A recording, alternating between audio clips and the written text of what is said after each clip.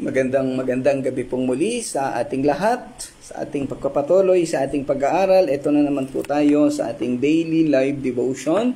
Buhat nga po ito sa Touching Lives Christian Church dito sa Santo Tomas, Batangas. Sa gabi pong ito, tayo ay magpapatuloy sa ating pag-aaral at tayo ay nasa kabanatang 27 ng aklat ni Propeta Isaiah, chapter 27. Kahapon ay natapos po natin ang chapter 26. So tayo po ay magpapatuloy, pero bago yan, tayo po muna ay sumandaling manalangin. Ama naming Diyos na dakila sa lahat, muli po kaming nagpapasalamat, nagpupuri sa iyo, Ama, sa panibagong gabi, panibagong oras na ito, Ama, na kami ay magkakasama-sama, magtatalakay ng iyong mga salita. I'm using a data. So kung meron pong hindi maayos na reception sa inyong mga lugar, ay paki-message lang po ako. Okay, so tayo po ay magpapatuloy. Sabi na banggit ko nga kanina, tayo magpapasimula ng bagong kabanata. Ito po ang chapter 27 ng aklat ng Isaiah. Ngayon sa chapter 27. Ang kabanatang 27 ay panghuling kabanata sa malaking serye ng ating tinatalakay. Yung chapters 24 to 27, ito ay isang serye ng mga kabanata na tumutukoy sa huling panahon or end times. Ginagamit dito ang pananalitang sa araw na iyon bilang pagtukoy sa araw ng Panginoon kung kailan darating ang paghuhukom.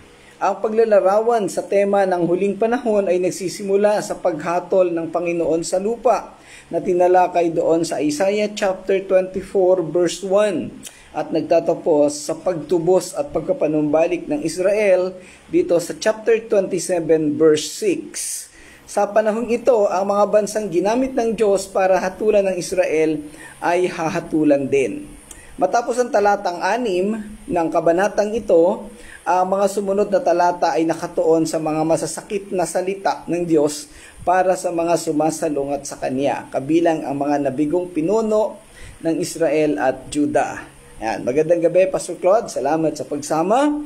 Sa tayo ay nasa chapter 27 ngayon at kagaya ng ating tinatalakay, ang chapters 24 and 27 ay bahagi ng series ng mga kabanata hinggil sa end times o sa mga huling kapanahunan. Okay, so ating tingnan ang detalye ng mga kabanata na ito para mas lalo nating maunawaan.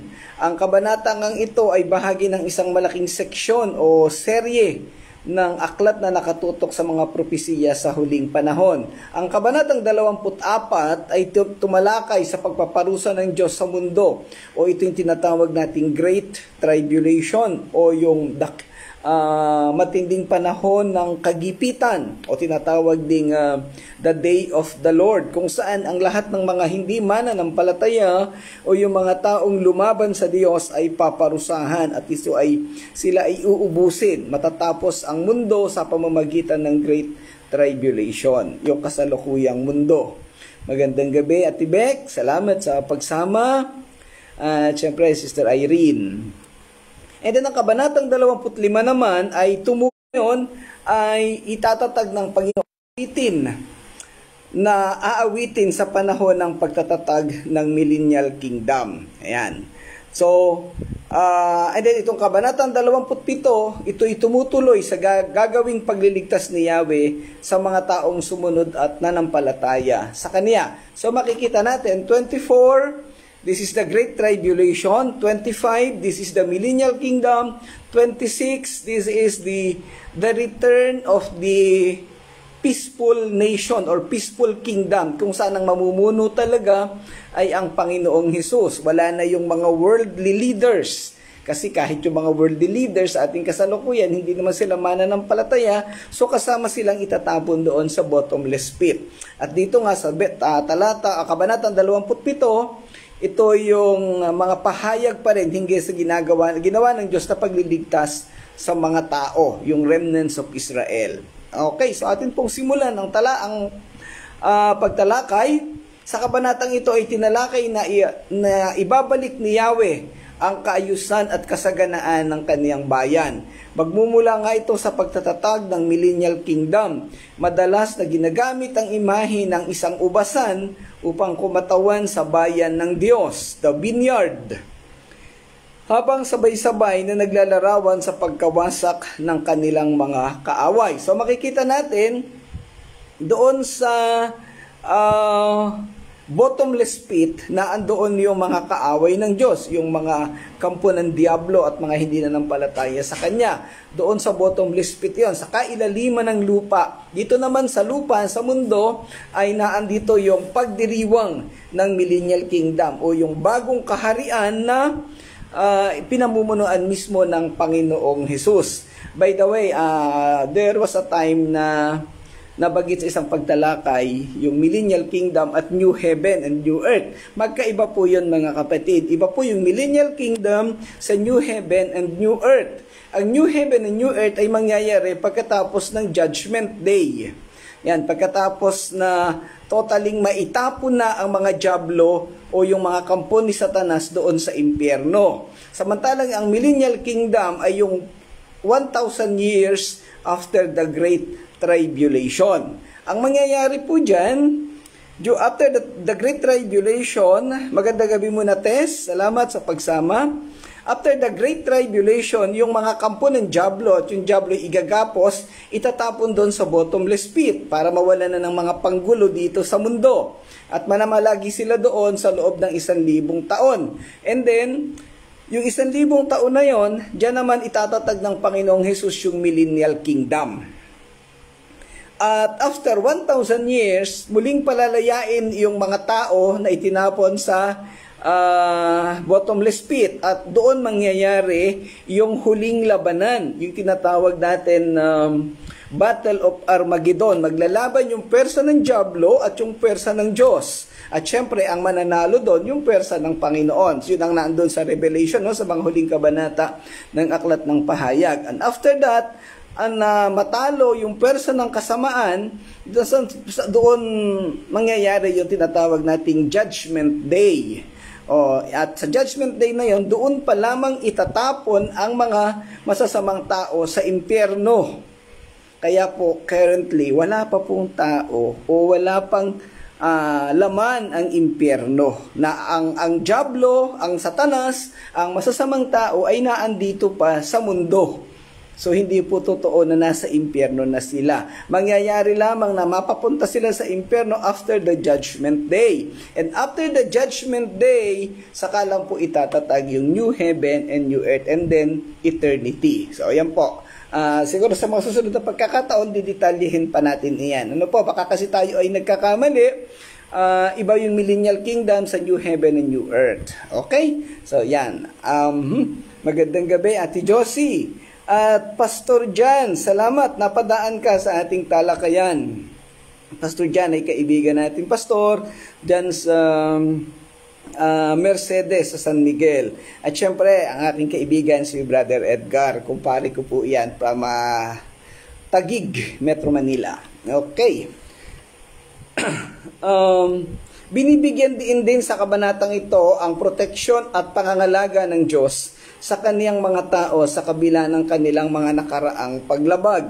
Ipinangangako dito ang tunay na pagtubos at pagpapanumbalik. So ating mapapansin dito sa mga nakalipas na kabanata at maging yung kasalukuyang panahon natin, ang mga tao ay nagugumon sa kasalanan.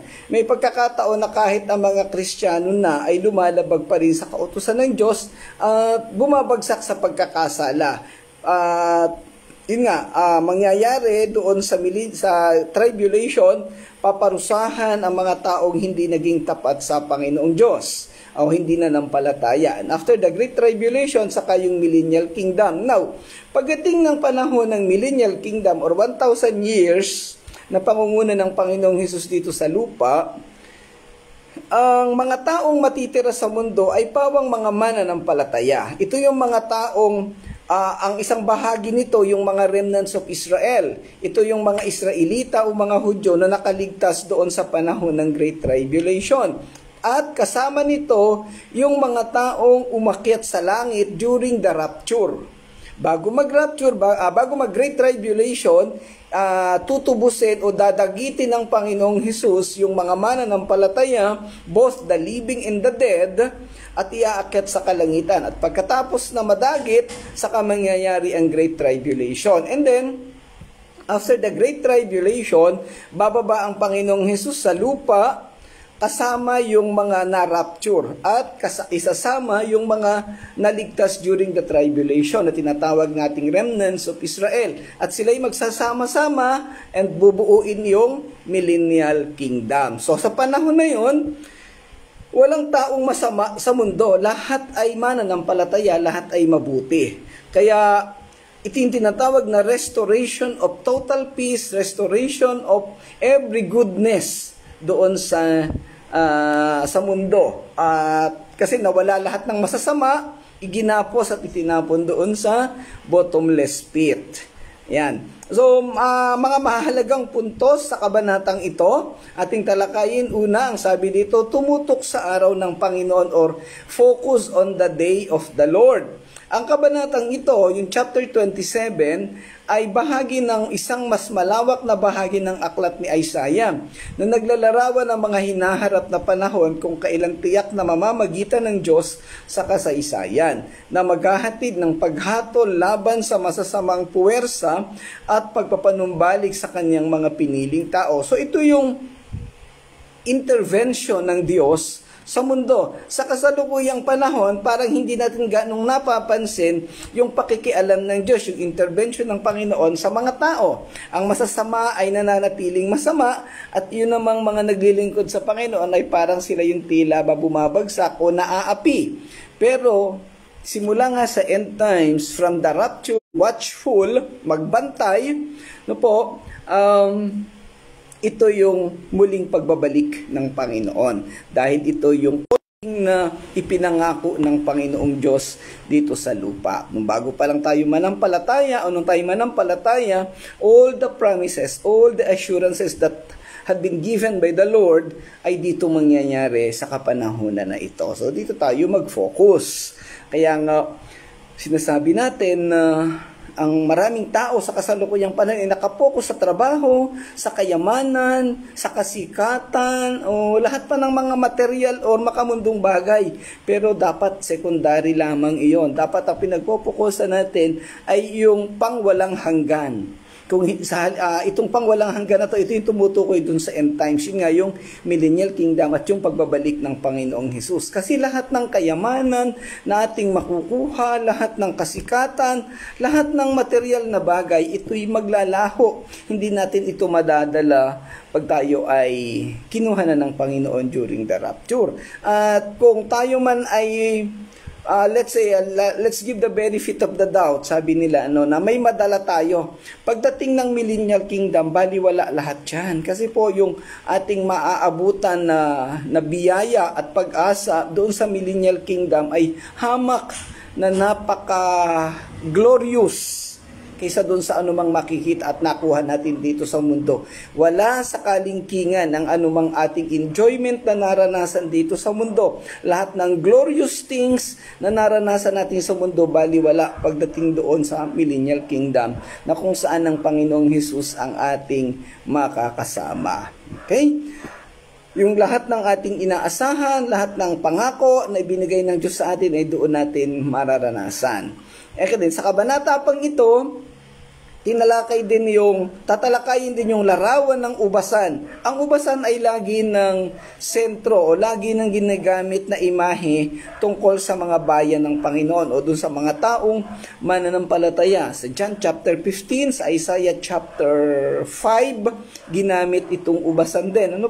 At tumutukoy ito sa mga taong sumunod sa kanya o mga nanampalataya, na ginamit doon sa gawing silangan na tumutukoy sa mga higanting hayo. Yan. So, ating matatalakay yan sa mga susunod na talata. And then, sa pang-apat, tema ng pagpapanumbalik at pagtubos. Kung mayroong isang magandang galit sa mga tao, sa halip ay muli niyang pagpapalain ang Panginoon, ang mga tao. Yan. At lagi niyang aalagaan. Kaya nga, ibinalik yung tema o yung imahe ng ubasan Magandang gabi Yen. Salamat sa pagsama sa ating live devotion. Okay, ang kabanatang ito ay mayroong 13 talata at ito ay hinati-hati ayon sa tema, ayon sa sa iba't ibang divisions ng kabanatang ito. At ito'y tatalakayin natin sa loob ng 6 na araw. Yan. So simulan po natin sa gabing ito yung talatang 1. Sabi sa talatang 1, sa araw na iyon gagamitin ni Yahweh ang kanyang malupit at matalim na espada.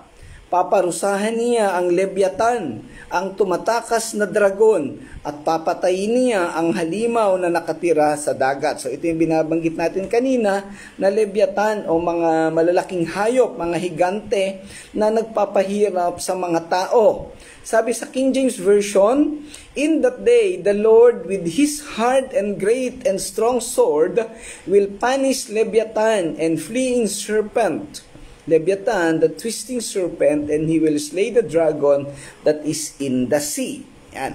Ang talatang ito ay tumutukoy sa gagawing pagpaparusa ni Yahweh sa mga kaaway ng kanyang bayan na nagpapahirap at nagpapabagsak dito. Ito ay maaaring tumutukoy sa mga hintil na bayan gaya ng Babylonia at Assyria. Yan. So literally, itong Assyria at Babylonia, ito yung nagpahirap sa piniling bayan ng Diyos, ang Israel at ang Juda. Sa atin namang kapanahunan ngayon, ito ay tumutukoy doon sa mga gawain ng dyablo, mga makamundo na nagpapahirap sa ating mga mananampalataya. Pinapalagay ng mga komentarista na ang talatang ito ay kadugtong ng huling talata ng chapter 26. So ito ay lumalabas na parang transition verse kasi yung tema na binabanggit sa verse 1 ay halos kaugnay noong huling verse ng chapter 26. Ang pagkakaroon nila ng parehong tema na tumutukoy sa pagpaparusa at pagpapabagsak sa mga taong masasama na sumisira sa Israel. Yan. Sige po, pagpasensyahan po yung medyo napuputol-putol ang ating signal. Data ang ating ginagamit. Ano po? Yan. Okay, magandang gabi, Pastor Eman. Salamat sa pagsama. Okay. Pinapalagay na itong verse 1 ng chapter 27 ay kadugtong or kasama noong huling talata ng chapter 26.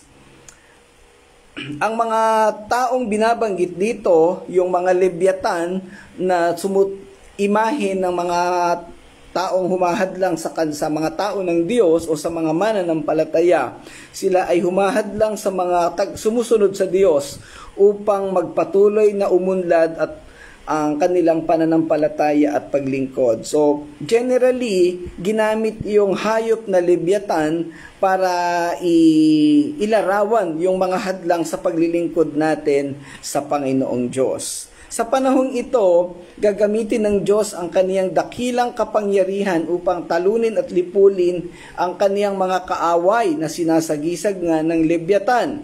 Isang halimaw sa dagat na kumakatawan sa lahat ng mga kaguluhan at makapangyarihang mga kalaban na nagpapahirap sa bayan ng Diyos at sa mga mananampalataya. Ipinapahayag dito ni Propeta Isaiah ang ganap na pagkatalo ng mga puwersang nagdadala ng kapahamakan o kaapihan sa Israel o sa Juda, ang bayan ng Diyos. Ginamit na imahe na ang mga puwersang ito ang higanting hayop mula sa dagat na kung tawagin nga ay Leviathan o sa ibang salin sa English itatawag itong sea monster or anything na higante na nagmula sa tubig or sa dagat. Yan. Ang ilang mga simbolismo na ginamit sa talatang ito ay ang mga sumusunod. Una, yung malupit at matalim na espada na tumutukoy sa banal na kapangyarihan ng Diyos at hustisya na nagmumula sa Panginoon. Ng kaguluhan sa Eastern mythology.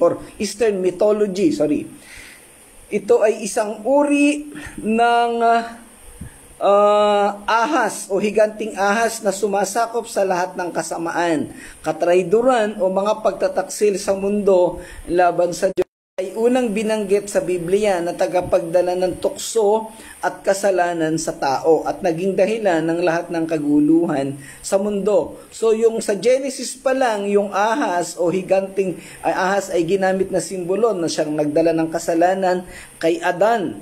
Syempre, ginamit si Eva. So dito, sa panahon na ito, yung Leviathan ay tinutukoy bilang isang sea monster or sea serpent na nagdadala rin ng pagpapahirap sa mundo. Magandang gabi kay Joshua Nakuha at kay Pastor Nanding Bonaobra. Sa tradisyon naman ng Hebreo, sumisimbolo ang Leviathan sa tagumpay ng Diyos laban sa mga puwersa ng kasamaan sa mundo. Itong Leviathan ang isang higanting hayop na tatalunin at pababagsakin ng Diyos at nagbibigay imahe ng kaniyang pagkapanalo laban sa lahat ng kasamaan sa mundo.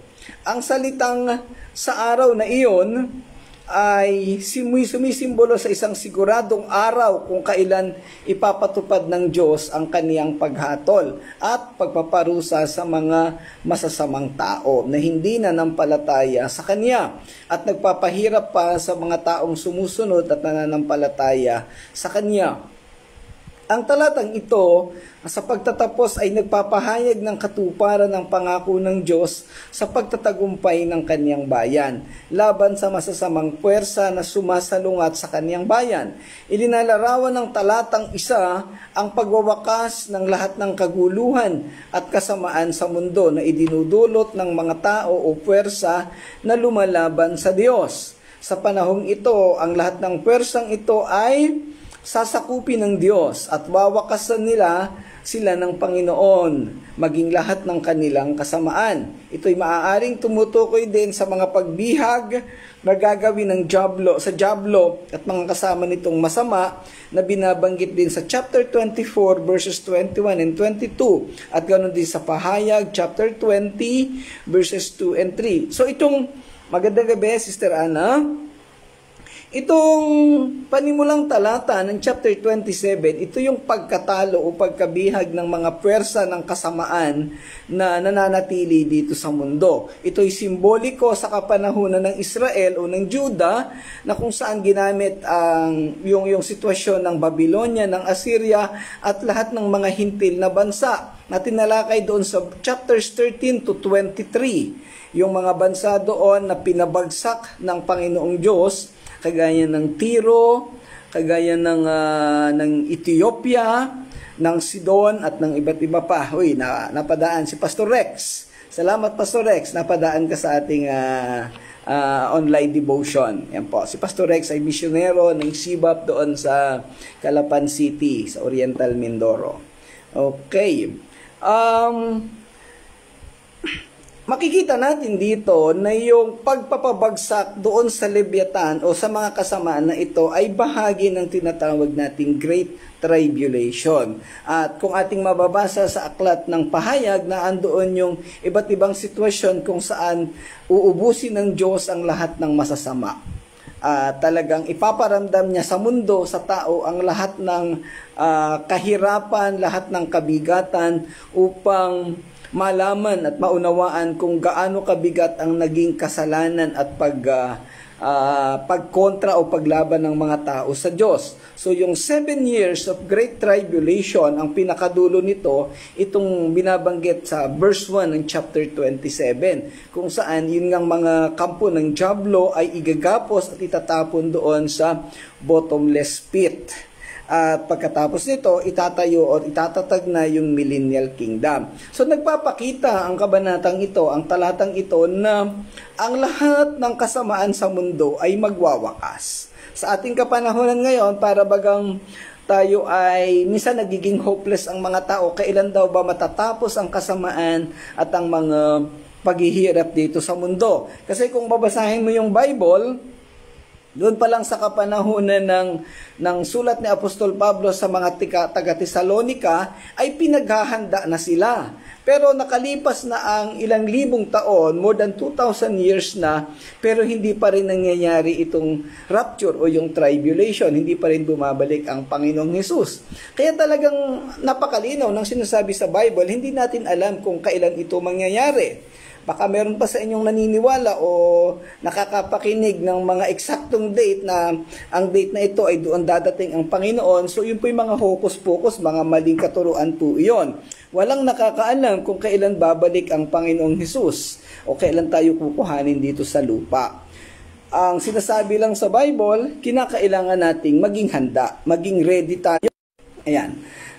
So, ibig sabihin lamang po, ang chapter 27 verse 1, ito'y muling paalala sa ating lahat na huwag tayong huminto sa pag-asa, na huwag tayong mawalan ng pag-asa. Patuloy tayong mag-intay sa Panginoon.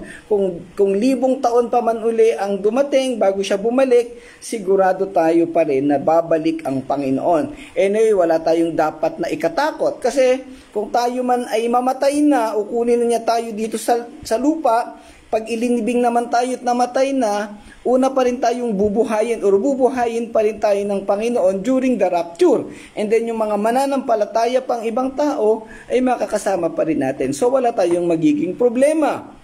Ang lagi lang nating iisipin habang tayo nabubuhay, habang mayroon pa tayong kalakasan, habang may hininga pa dito sa lupa, ay gawin natin ang ating misyon. Gawin natin ang mga bagay na mahalaga, makakapagbigay ng kapurihan at karangalan sa Panginoong Diyos. At ito yung paglilingkod, ito yung pagbabahagi ng Ebanghelyo, saan man tayong lugar makarating, ang kaligtasan ay ibahagi natin sa iba't ibang tao. Kagaya ng ating ginagawa, itong daily devotion na ito ay isang sistema na medyo napakahirap gawin kasi araw-araw po ito, wala tayong patlang kahit na kagaya ngayon medyo mahina ang internet connection, pero sige lang, tuloy-tuloy pa rin tayo sa pag-aaral at sa pagtalakay sa mga bagay na ito.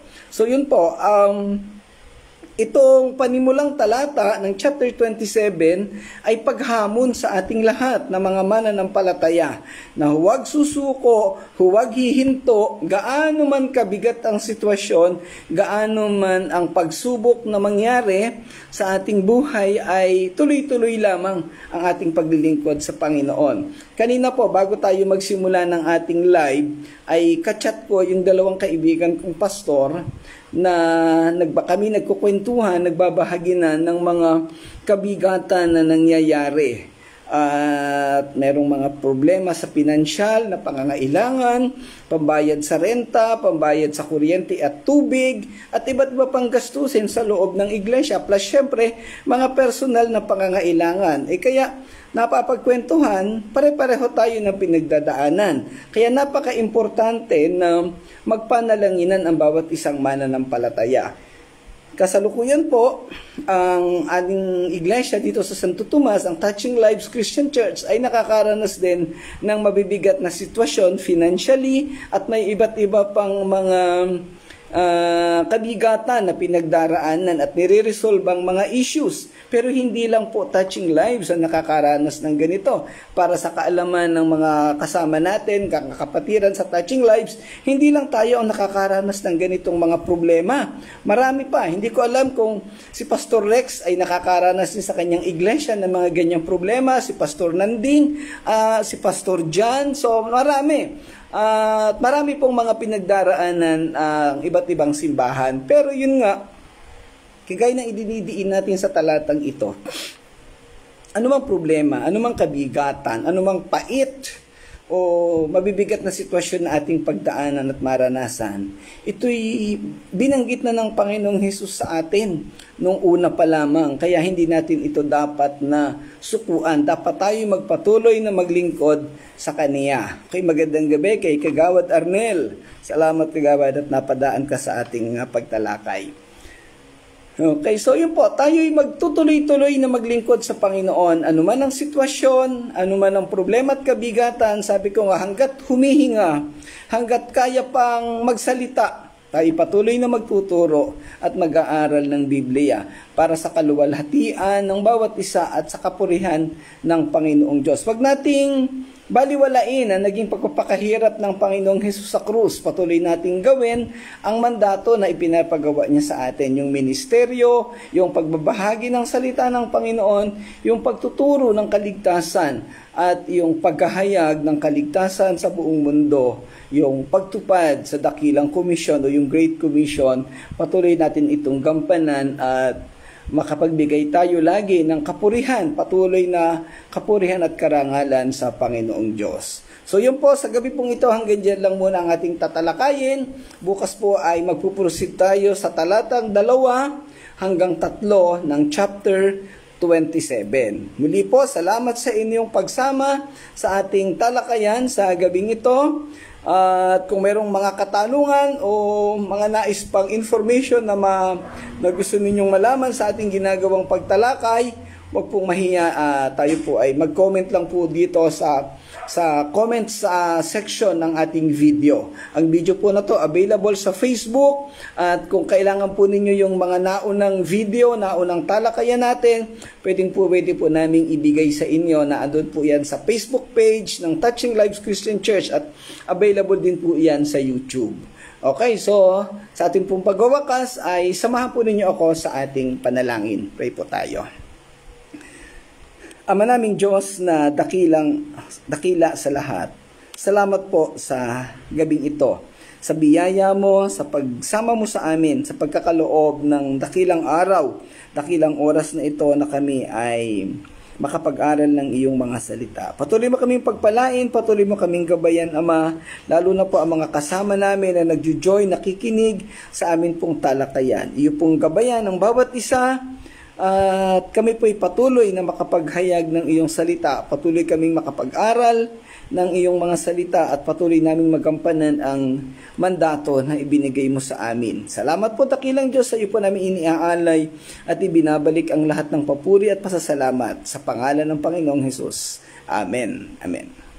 Okay, so salamat pong muli sa inyong lahat. Salamat kay Janjan at kay Ate Lina na humabol. So yung pong video natin, pwede ninyong panoorin sa Facebook. Available po ito. Salamat po. God bless po. God bless sa inyong lahat. See you tomorrow, 7 o'clock. Araw-araw po ang ating daily live devotion. Salamat.